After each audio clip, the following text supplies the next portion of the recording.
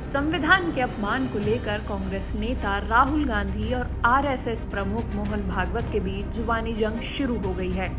आपको बता दें, संविधान के अपमान को लेकर राहुल गांधी ने आरएसएस प्रमुख मोहन भागवत, केंद्र सरकार और चुनाव आयोग पर हमला बोला है।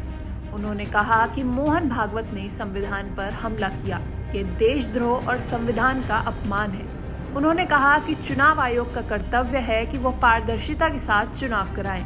आयोग का दायित्व है कि वे हमें महाराष्ट्र, हरियाणा चुनावों का डेटा दे, लेकिन वो हमें डेटा देने से इनकार कर रहे हैं। राहुल गांधी ने कहा कि कल मोहन भागवत ने कहा कि संविधान हमारी स्वतंत्रता का प्रतीक नहीं है, लेकिन इसके बाद भी पंजाब, कश्मीर, पूर्वोत्तर में हमारे हजारों कार्यकर्ता मारे गए, मगर कांग्रेस फिर भी कुछ खास मूल्यों के लिए खड़ी रही है। हम इस इमारत में उन मूल्यों को देख सकते हैं। उन्होंने कहा कि पश्चिमी दुनिया स्वयं से भारत पर ध्यान केंद्रित करती है, जबकि भारतीय सोच का तरीका स्वयं को समझने के बारे में है। भारत में भी स्वयं के बारे में दो दृष्टिकोण हैं जो संघर्ष हैं। एक हमारा संविधान का विचार और दूसरा आरएसएस का विचार। राहुल गांधी ने आगे निशाना साधते हुए कहा कि मोहन भागवत हर 2-3 दिन में देश को ये बताते हैं कि वे स्वतंत्रता आंदोलन और संविधान के बारे में क्या सोचते हैं। कल उन्होंने जो कहा वो देशद्रोह है।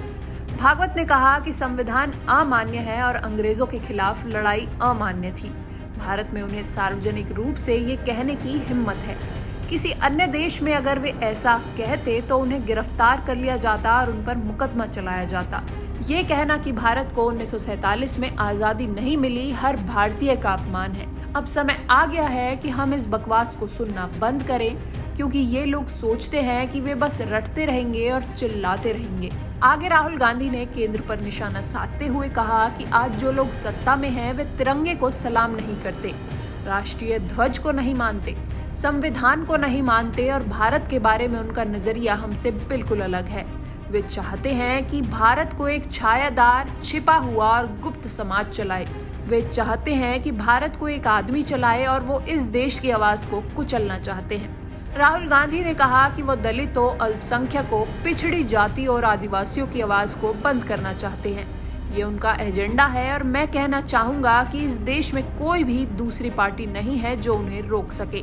उन्हें रोकने वाली एकमात्र पार्टी कांग्रेस है। इसका कारण ये है कि हम एक वैचारिक पार्टी हैं और हमारी विचारधारा कल नहीं उभरी है। हमारी विचारधारा आरएसएस की तरह हजारों साल पुरानी है और हम हजारों साल से आरएसएस की विचारधारा से लड़ते रहे हैं।